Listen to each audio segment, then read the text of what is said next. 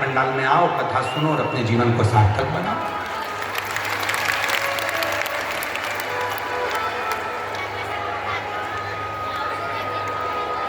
हाँ, श्रीमद् भागवत में जरूर लिखा है कि एक फल का सेवन करो और कथा को सुनो। इतने में काम ना चले तो फिर एक समय फलाहार करो, कथा को सुनो।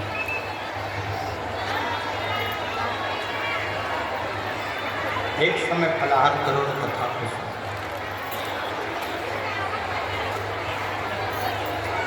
पर कोई हमसे शिव महापुराण की बात करे तो हम कह देंगे एक समय फलाहार करो, ना बन सके तो एक समय भोजन करो। और इतने में भी काम ना चले तो दोनों समय भोजन करो, पर शिव महापुराण की कथा जरूर सुनो।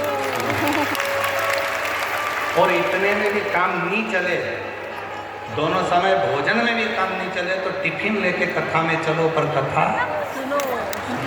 कथा नहीं छोड़ो।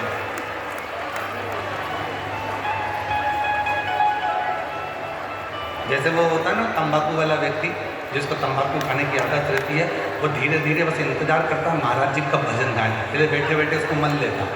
मलने के बाद में फिर वो इंतजार करता है महाराज जी भजन गाएंगे, तो महाराज जी ने जैसे ही भजन गाया तो उसने लगाई फटकी। अब वो इंतजार कर रहा है, जैसे महाराज जी बोले हर हर, और जैसे बोला हा गया टाइम है। अब कोई इंतजार करता है बस भजन का, भजन आया। और तो शिव महापुराण की कथा कर रही है, मेरे भगवान देवाधिदेव महादेव का चरित्र कर रहा है। अब हम आपसे कह दें कि भूखे रहना, कथा सुनना, अब भूखे रहकर तुम कथा सुन लो, तुम्हारा बीपी शुगर ऊंचा नीचा हो गया, तुम हॉस्पिटल में पड़े, महाराज जी कथा के किसको सुना? इससे अच्छा है तुम्हारा जैसा मन करे, दिल करे, फुल आनंद के साथ, फुल एंजॉय के साथ भगवान की अविरल भक्ति धारण करो। मेरा शिव तुम्हारे ऊपर करुणा करना प्रारंभ कर देगा। कृपा करना। दिखावा कर कर भगवान को कभी नहीं पाया जा सकता। शिव को दिखावे से कभी प्राप्त नहीं कर सकते।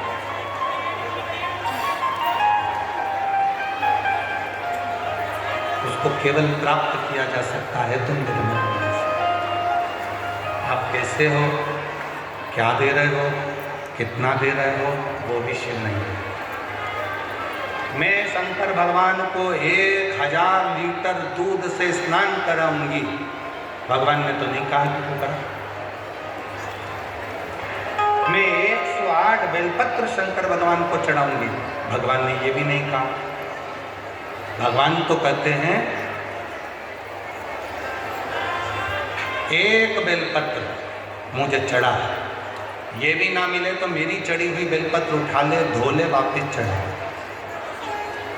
भगवान कह रहे, पर शिव जी कह रहे हैं कि कोई कहे कि शिव ने इतना कहा, ना ना,